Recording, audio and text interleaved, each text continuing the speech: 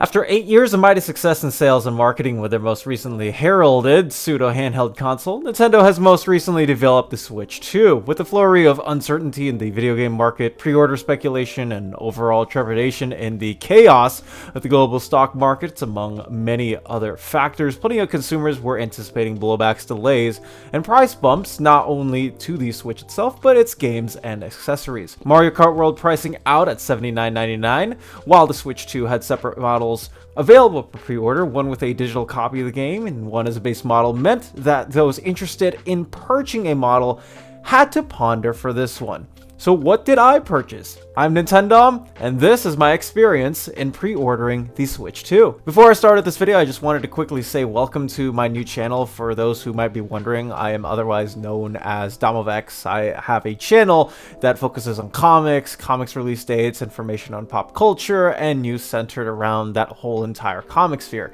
Had small conversations with others about opening a YouTube channel that revolved around gaming, or even bending and dedicating time to Twitch, and decided to balance out, hey, could I do a comic book and a video game focused channel while keeping everybody happy and keeping the YouTube algorithm happy? But I decided, for the betterment of the topics, that I wanted to keep these ideas separate and that this was the better decision to go ahead and make a brand new channel. So expect Switch 2, Nintendo, Pokemon, everything else related content on here for the most part. Despite the overall situation about the base console being $449.99 US dollars, the hype and attraction around the brand new generation Nintendo console was undeniable. According to Nintendo, 2.2 million applicants signed up to purchase a Switch 2 alone, and while we do not have exact numbers here in the United States, Bloomberg Business does predict that 6 to 8 million Switch 2s will be sold during and by opening day, which would be the highest launch day in recorded video game console history up to this point on May the 1st, 2025. To switch gears, about a week ago from today, Switch 2 pre-orders went live at midnight for 3 major American retailers: Best Buy, Walmart, and Target, after it was announced that pre-orders were being pushed to a later date and that console accessories would receive a slight price bump due to the tariff situation between the United States and the rest of the world. But as those of you who might already have known, it was a dreaded night for Americans attempting to buy a console. Carts disappearing, being unable to check out, and orders just not being processed with their payments seemed to be the bane of plenty of people's existence on the 23rd of April at midnight. So to add some context to the story, I live on the West Coast, meaning that I had a 3-hour advantage to those who might not usually stay up at midnight or later. I had annoyingly been texting friends of mine in the event of Doomsday, the failure to purchase a Switch 2. In fact, I could actually point out like 4 or 5 people in my life that I was endlessly just sending random Pokemon gifs of Pikachu or Piplup being super scared. I was in a whole frenzy and mess for the week beforehand when they actually announced that these things were going live. I did not have a first generation Switch, as that belonged to my younger brother, who received one for Christmas back actually during that year's launch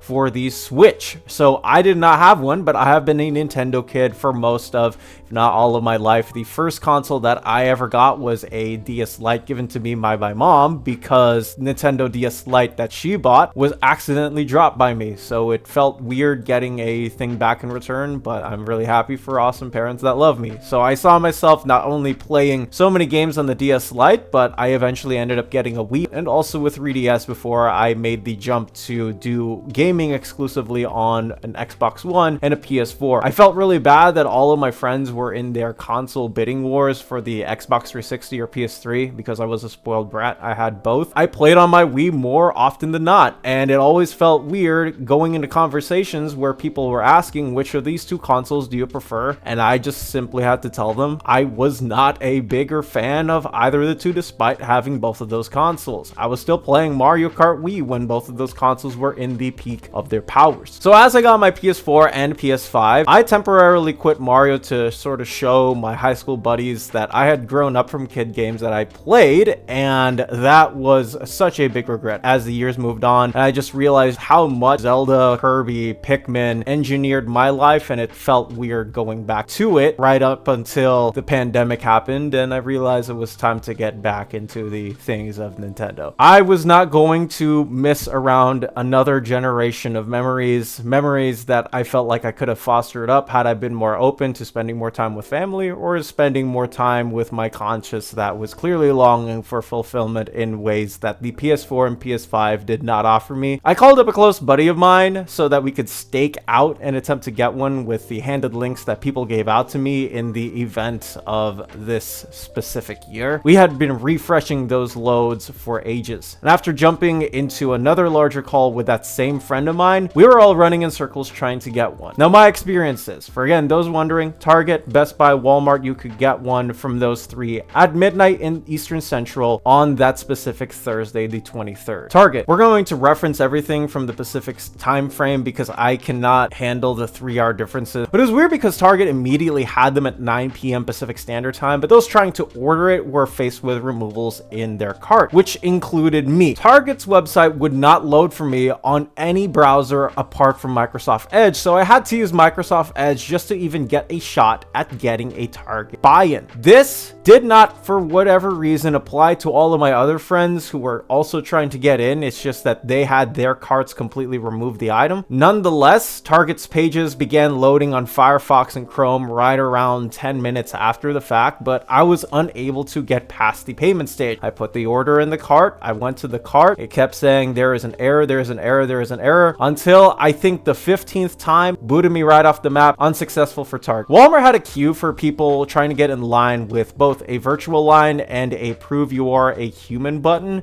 but I never ended up getting into the line because the prove you are human button just did not load on Firefox and Chrome for me for whatever reason.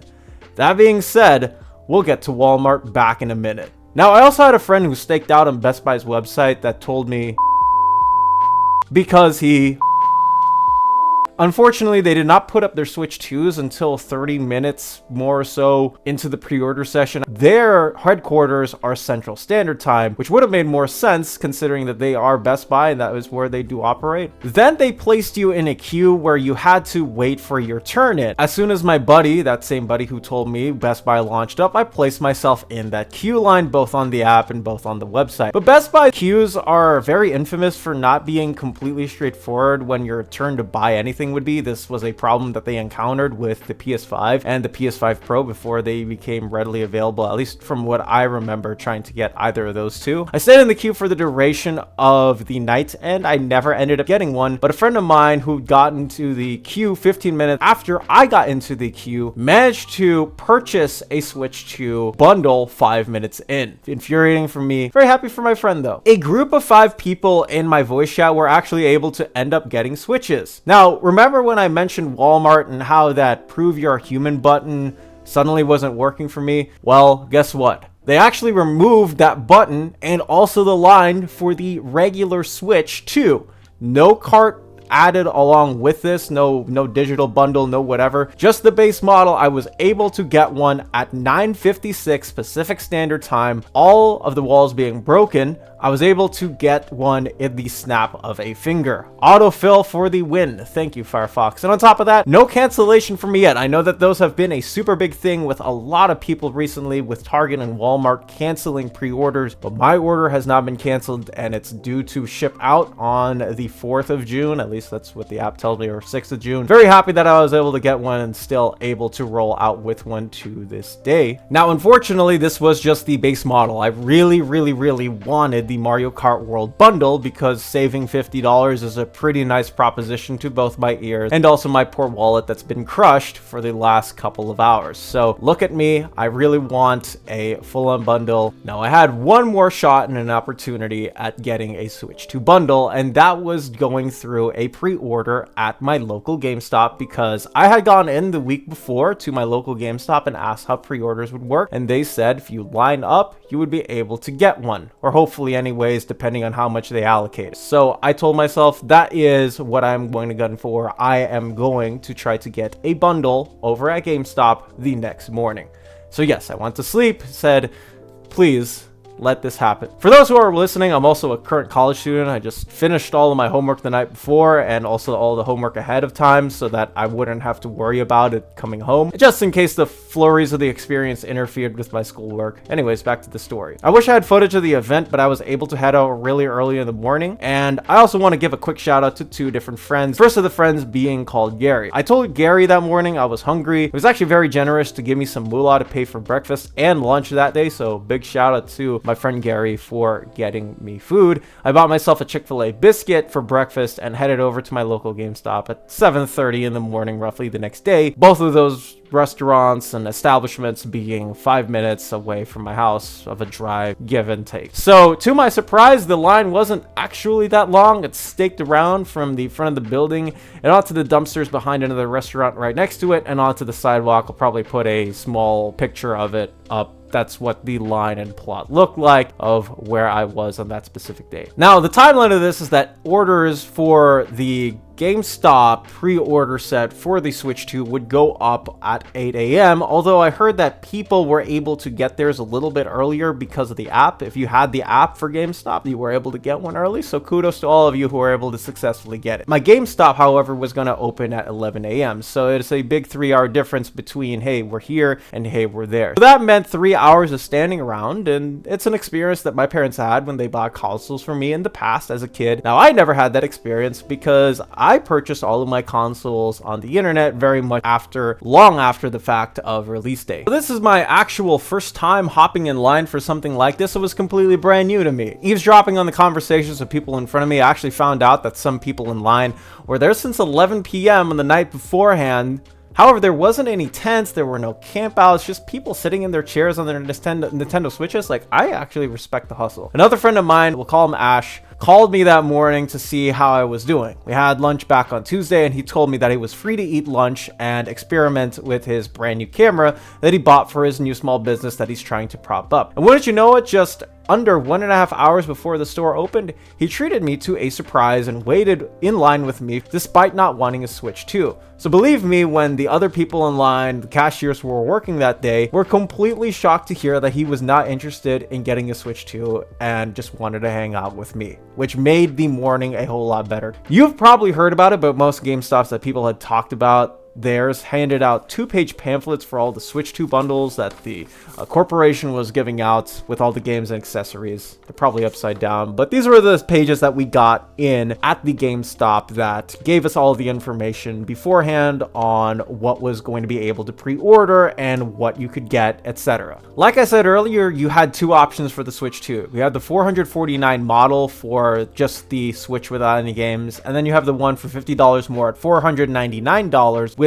a copy of the digital version of Mario Kart World. The one thing that they were trying to sell hard, however, were their bundles. Now, quick beforehand, you have to do a $50 deposit on any single console pre-order at GameStop. That is a policy. You can't buy one if you don't do the $50. There were 3 different GameStop created bundles that they made beforehand. There was an Essentials bundle, an Enhanced bundle, and an Everything bundle. And the primary focus of these was to hand out their protection plan warranties, with 1 year going for $54.99, 2 years for $74.99. In the emergency of a Switch 2 being faulty at launch, you would receive a refurbished replacement for your copy. Now, one thing that I found interesting that also caught my eyes, and I'll give GameStop credit in this, that they are really good at selling people stuff that I'll just say that they're really good at selling stuff to people. They were giving out free screen protectors for people who were looking to buy the 1 or 2 year warranty. So if you bought a 1 year warranty for $54.99, you would also get a free GameStop Switch 2 screen protector, so you know your screen won't be scratched and whatnot. But the thing with this is that they